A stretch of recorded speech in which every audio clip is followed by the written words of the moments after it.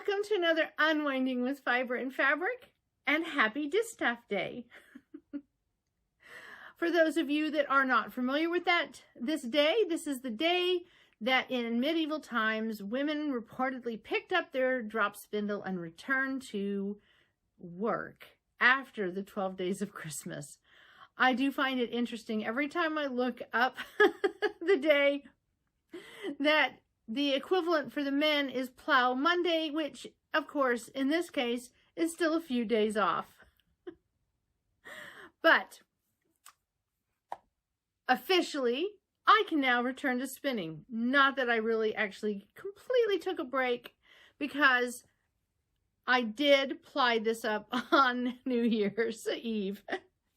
But it is always fun to have these extra days, these days that maybe we can bring attention to spinning and this, and maybe bring attention to the non-spinning world, the tradition of spinning, and that the tradition of spinning is still going strong. Now, you may notice that the color of my little mini quilt behind me and the color of my shirt might be a little more vivid. The color of my face might be a little bit more pink. I am trying out recording this vlog using my phone camera. We will see if I like it. But I do have fun things to share in addition to my finished Vlogmas yarn. So let's go ahead and dive right in. And I apologize if you pick up sounds and hear things that normally the other filming setup would not have picked up. As I prepared to start this recording, not only did I have my two little kittens running around terrorizing the living room, but one of my big kittens decided to hack up a fur ball. So let's hope we can record this video without any destruction or hairball projectiles. Crossing my fingers. So the fiber that I spun up during Vlogmas, it turns out I ended up with about 324 yards of 3-ply, but it's a whopping 10 ounces of fiber. 282 grams. I have notes. 282 grams, 10 ounces. And you know, I started with the concept, I think, of only doing maybe 6 grams. No, not 6 grams. Sorry. The ounces and grams things. You can go back to the video where I talk about this around Thanksgiving and I'm always confused. No, started out with maybe about 6 ounces. But when I started, I was basing my spinnable fiber on the Shetland fiber that I was knitting up, and how long it took me to spin something fine like the Shetland wool. And as it came closer to making, separating out, dyeing up the fiber, and I decided to go with fin sheep wool, I needed to increase the amount of grams and thereby increase the amount of ounces that I was going to need, because it is a heavier wool in order for me to spin for the 12 to 15 minutes that I was hoping to spin. So 10 ounces, 282 grams of fiber is what ended up being spun for me. And I have to say, I am really pleased with it. I am really pleased with the way the camera is showing the color of this. Oh my goodness. Because that is what I'm seeing. Bright and vibrant and happy. And because it is a 3-ply, it's heavy. I mean, 10 ounces for 324 yards. That's a lot of weight for very little yardage. But as a 3-ply, it will knit up a nice, thick, dense wonderful item. I'm not sure what I'm going to knit up with it. It's not quite next to skin soft, which is not what I was expecting it to be, because it is a little bit of a longer wool as opposed to a short, soft merino or CVM or Shetland. But it has, even though I have spun it a bit woolen, so it doesn't have the luster it would have if I had spun it more of a worsted. It does have a really nice color. It has a really nice texture. It has a nice feel to it. So I'm probably going to spin up or knit up something utility. Maybe another project bag, maybe another cat bed. I'm not sure, but not a big rush on it. It's going to go into my do something later, but I have to say, I love the way the color turned out. I really, really love that color. I know some people don't like the kind of barber pole effect that you get when your colors don't line up. If you're not using, if you do a chain ply, you can get the colors to line up and get a stripy effect as opposed to this barber pole, effect. But I have crocheted up and I have knit up with this type of look before, and I love the result. I really do love the result. It's one of those things that you need to actually do a project with, do a large swatch to see if you like the way it, the texture it gives.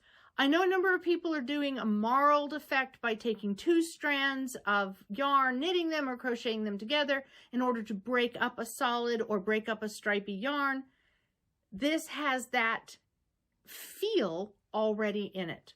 So I really do encourage people to move past a fear of barber pole plied yarn and give it a knit, give it a crochet.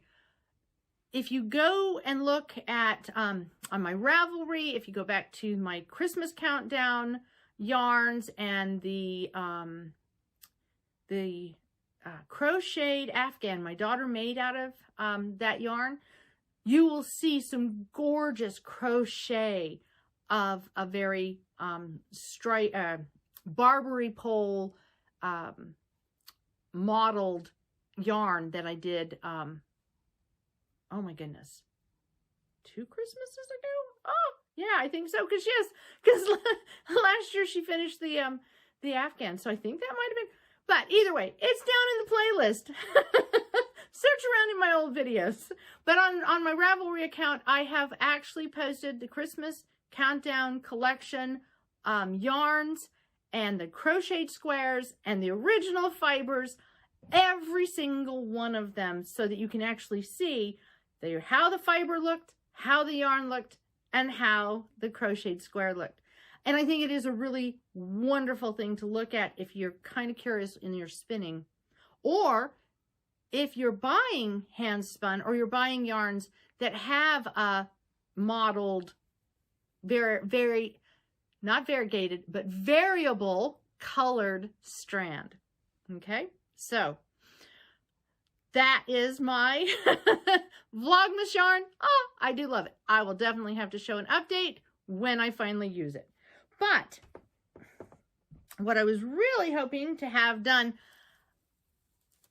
for this video, because I didn't get it done at the new year, by the new year, is, and I still, just a caveat, I haven't woven in the ends, so there are ends everywhere. But I have finished my 3rd capelet, and this one is that Shetland that I was spinning, and I had one section that was a darker color than the rest, and I combined that yarn with an Angora of a similar color, and you can start to see it fuzzy. And this is one of the reasons I wanted to try using my phone camera, is I really wanted you to be able to see it blooming.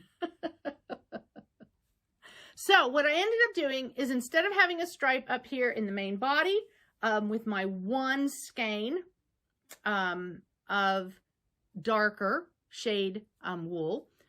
Instead, I put it on the bottom. And this one is, and I will put a picture here. I have the picture of this from the back. This is about 3 inches longer than my dark brown one that I made first.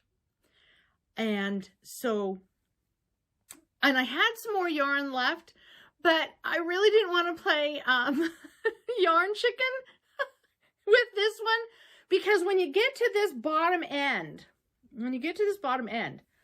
it goes on and on and on and on and on forever. And I did not want to have to unpick that because I ran out of yarn.